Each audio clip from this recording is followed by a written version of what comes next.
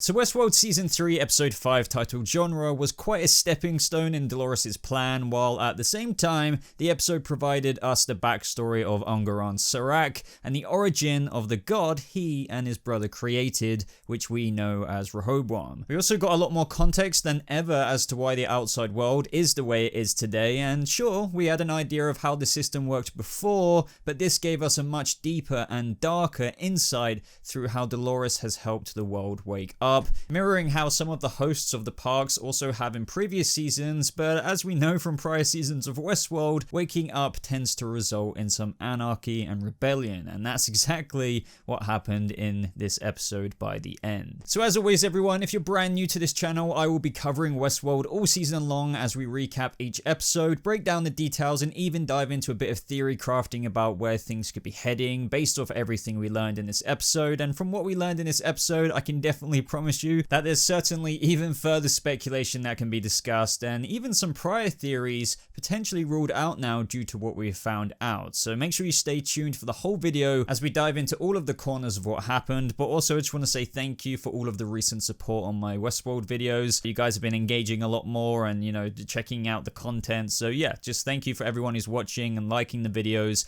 It really does mean a lot, and I hope you continue to enjoy my breakdowns for the rest of the series. So compared to last week's episode, this episode didn't dart around as much with the scenes. It more or less maintained quite a cohesive story, with every now and again letting us be drip fed with this other self-contained story of the background of how Rehoboam came to be and as to why Serac even created it in the first place. Now last week we got a brief glimpse of what that origin was, with the destruction of Paris witnessed by Serac and his brother as children, and this week's episode began with that scene with the narration from Serac talking about that self-destruction of humanity, of which we actually saw a montage which you can assume to be this world's past, depending on not if you believe in this whole simulation within a simulation theory or not, and how this influenced Serac and his brother to come to this new world with one goal: to build a god. Now I really enjoyed seeing these flashbacks in the episode, as I really do feel as though it's paved the way clearer more than ever to the main antagonist of this season. Granted, at the same time, you could look at Dolores this way too, but that's kind of open to a bit more interpretation,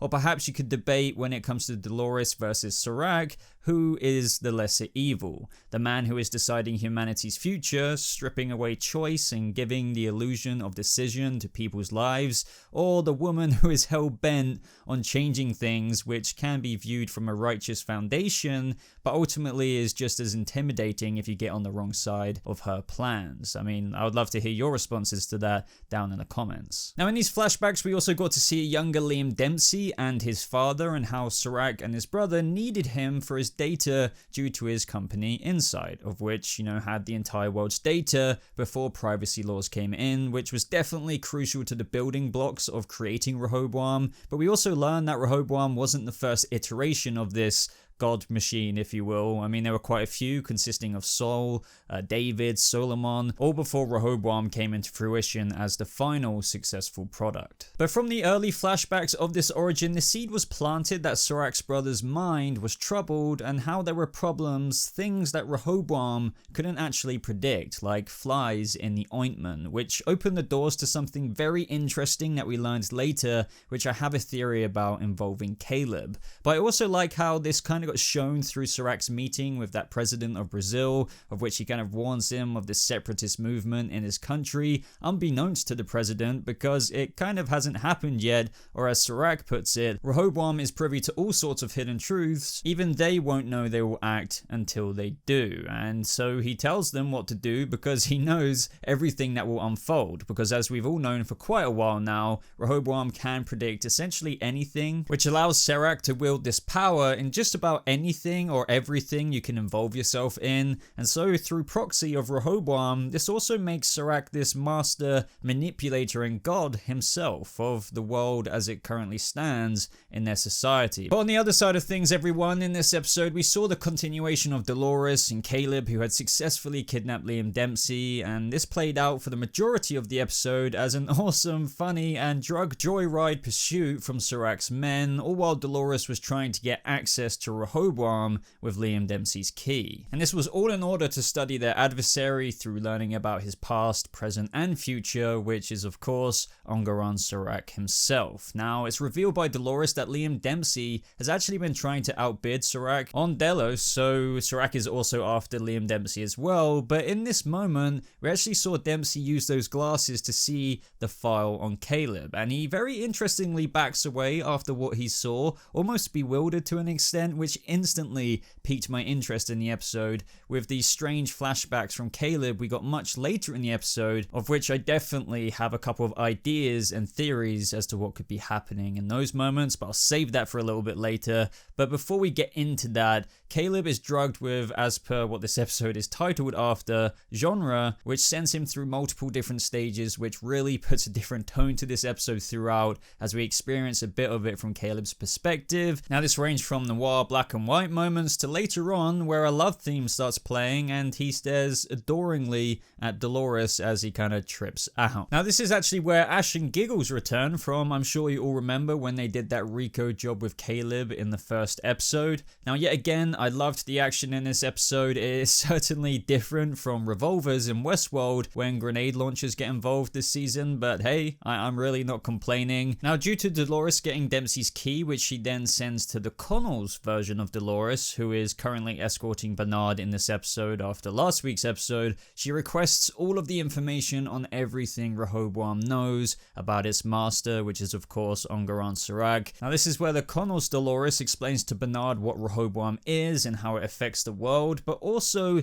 there was this line from Bernard in this moment that piqued my interest and could foreshadow even more things to come with the other copies of Dolores in Westworld. And this is where he said, "Living another person's life changes you. Worlds bleed. Maybe you felt that too. Have you ever questioned what she's asking you to do?" And that's when Connells looked a little bit taken back by that. Now, I think we can all agree there's definitely more going on with these Dolores copies than them just being straight up flawless copies. As we've already learned from the episode that primarily followed the Charlotte Hale copy of Dolores, they certainly aren't quite Dolores Prime for sure, showing how with Bernard's comment in this moment of how worlds bleed when living another person's life was depicted on how Dolores was struggling to figure out who she was in that episode when she was pretending to be Charlotte Hale, feeling like Charlotte Hale was even taking over, even crying when looking back at the message she had left for her son at the end of the massacre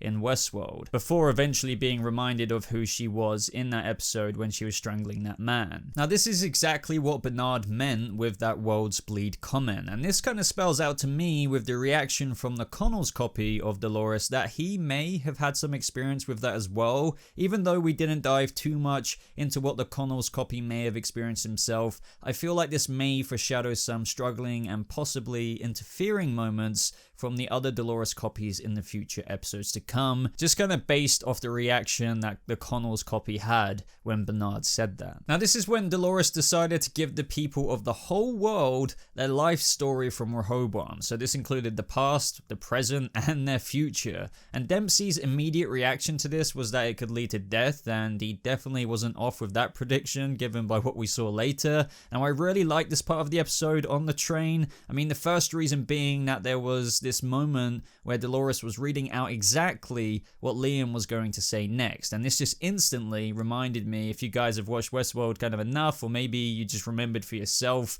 that we had that reveal before in Westworld where Maeve was saying out those scripted lines, and this just kind of perfectly paralleled that moment. But also just that story from Caleb about the rat traps in the barracks, and how the rats would run up the ramp and fall in and drown, but if you filled the water too high, they would swim around for hours suffering because they had hope, but really they never had a chance, just like everyone at the mercy of the system, aka Rehoboam. Now, this also somewhat mirrors the moment of when Dolores revealed the system to Caleb and how it takes away people's chance at making something of themselves, ensuring the outcome of their downtrodden future, such as not allowing Caleb to be successful at that job interview he had in episode 1 for other places because he's destined for manual work, no job with social interaction. And yet again, people in Rehoboam's world are like the rats in the barracks, swimming around for hope, but ultimately doomed to drown with this predetermined destiny. And at this moment, Liam responded by saying how the entire society is made up from this hope, but as Caleb said, it's a false hope, with that defining line from him saying, "I would rather live in chaos than a world controlled by you." And as always, Aaron Paul is just fantastic, and this moment was just powerful, and despite how bad the fallout of exposing everyone's files to the population could be,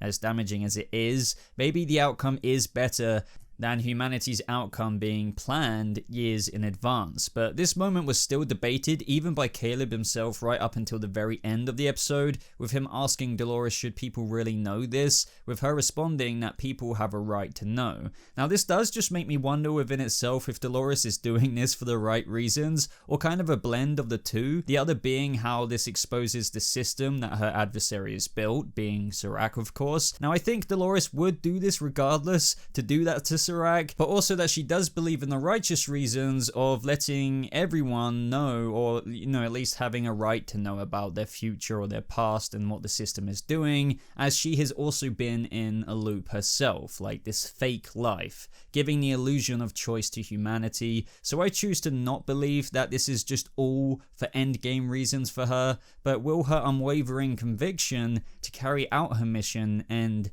very badly? That is the question, because we can't forget the comments from Serac in the other flashbacks that we haven't yet spoken about, in how he told Liam Dempsey's father that in every projection, or millions of projections of them telling the public of Rehoboam, ends in human extinction. And it does seem that Dolores has somewhat fulfilled this, especially with the fallout on the streets of people essentially deriving into chaos and anarchy, figuring that if they're going to end up wherever they found out with their files, screw it, may as well just do whatever they want now. It's going to be interesting to see how this plays out in future episodes, but given how accurate Rehoboam is now, and what we just went over with that human extinction kind of projection thing, what will happen now? But with those other flashbacks, and going back to what I teased earlier with how there were outliers like flies in ointment, it was revealed that Serac's own brother was one of them. And the system's way of dealing with these outliers was to send them to high-risk sectors like war to eat them up and spit them out. But at the same time, he also wants to try and help some of those people, because after him and his brother's exposure to radiation, where they were put on meds to halt their genetic breakdown,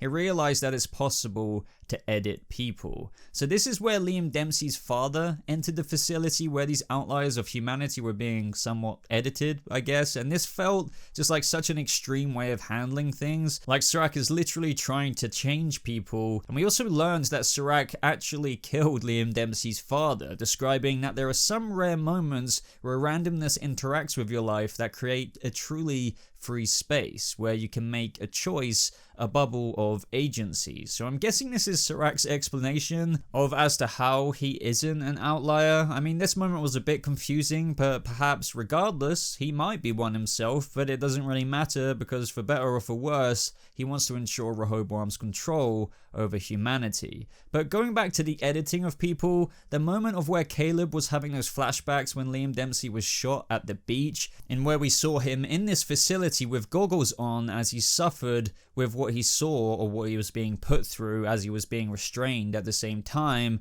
as Liam Dempsey just beforehand said, "You don't even know who you are. You're the worst of them." Now for a second, I was thinking that perhaps Caleb himself has been edited, and this was the theory that I was teasing at the beginning of this video, and then was let out to reintegrate with society due to the successful treatment. Now also with Caleb's history of military service, and with what Serac said earlier to Liam Dempsey's father about shipping these outliers off to war to chew them up and spit them out, this kind of makes even more sense that Caleb is one of the outliers in the world who doesn't fit. But personally, even though I'm mentioning this, I don't think it's fully the case. Given what we saw in those flashbacks where it looked like Caleb was leading a hostage somewhere, to then his friend bleeding out as he tried to stop Liam Dempsey from bleeding out in real time, perhaps Caleb really had done some messed up things with his time when he served in the military, such as interrogating people, and those scenes of him wearing those glasses, experiencing some kind of memories, like in a similar way to how Serac did it to that man, showing him visions of what could happen to his family in that episode with Maeve. This could all be a flashback to potentially of where he was getting his memories erased, whether by choice or maybe against his own will. Also, notice how in these flashbacks with that woman there, he's wearing white, similar to the man in black of where he was placed at the end of last episode. That's just something to think about there as well. And this is why he kept repeating in the present, who does he think I am? Because he doesn't quite know himself about the full story of his past. And as Liam Dempsey said in his final words, you did it. And that's definitely something interesting to think about. And my final thoughts on this are perhaps that those scenes we saw of Caleb trying to save his friend by stopping him from bleeding out could have been after he shot him himself. Now, we don't know the context behind those flashbacks yet, but the final words from Liam saying that you did it are starting to make me lean towards this being a possibility. Now, as to the reason why he would do that, I mean, we still have yet to see. It's just a theory at the end of the day. But other than that, in this episode, the Connell's copy of Dolores sacrificed himself, but as I mentioned earlier, it's going to be interesting to see if all the copies follow through with hard decisions like that when the time is needed. But in this moment just before, when he said that his role is finished, he also said that you're the only one we can't replace, and the Dolores copy refused to let Bernard and Stubbs get captured. Now, this extra emphasis on Bernard, other than just him being her counterbalance for if she goes too far, is way too highlighted to just be that. I mean, perhaps what Serac is after isn't actually in Dolores Prime, but actually in Bernard, unbeknownst to both Serac, but also Bernard. And with this episode as well, I'm starting to turn away from the theory that Serac is a manifestation of Rehoboam itself, but not completely turned away yet. I mean, anything is possible, but this episode made it fairly clear that it really is a device that was created by two brothers, one being somewhat the puppet master. And then finally, in where Caleb was delivered something which I think could be a new skin suit for Dolores, you know, when they were getting into that jet. This would match up to what we saw in the trailers of her putting some kind of like new sleeves of skin on. And as we know from that moment earlier when Anarchy was unfolding, that Dolores literally took several bullets for Caleb, of which definitely piqued his interest as to who or what the heck she is. And that's when the episode ended, in a moment between Serac himself and Dolores, in where it was a bit like a I'm gonna get you and no, I'm gonna get you kind of moment. So I guess that's just them kind of flexing to each other, but you know, definitely a great episode, guys. It stepped things forward in many ways. Things are just gonna get, with only 3 episodes left now, even crazier in the episodes to come. Now, the next episode looks absolutely crazy, with many things going on, from the Man in Black to Charlotte Hale to Maeve and Dolores. There's going to be a bunch to talk about, but for now, guys, in the comment section, of course, I want to hear your thoughts, your theories, and everything about this episode. Like it if you did enjoy it, subscribe for more Westworld videos like this. Don't forget to check out my previous videos if you've missed any of them out. But thank you so much for watching. I hope you guys have a lovely rest of your day, and I'll see you hosts in the next video. Goodbye.